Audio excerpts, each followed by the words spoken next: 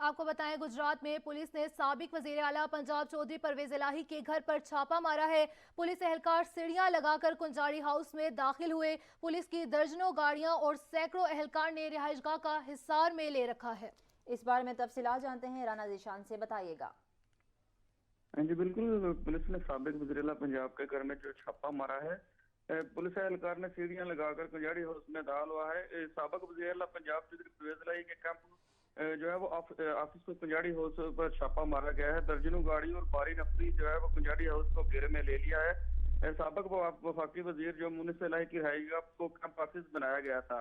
कुंजारी house के सामने जो है पुलिस की मुतअद्दिद गाड़ियां अभी भी मौजूद है। साबिक वज़ीर आला चौधरी परवेज इलाही घर में मौजूद नहीं थे। साबिक वफाकी वजीर चौधरी मुनीस इलाही जो है वो बैरून मुल्क मौजूद थे।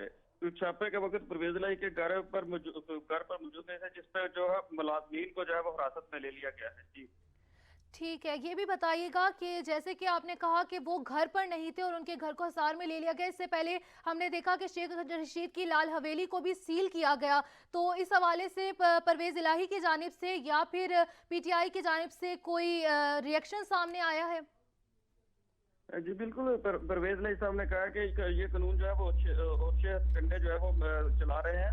ये इम्पोर्टेड हुकूमत जो है इसको कानून की नज़र से देखा जाएगा, अदालत में जो है इनको जो है इनके खिलाफ जो है कार्रवाई की जाएगी।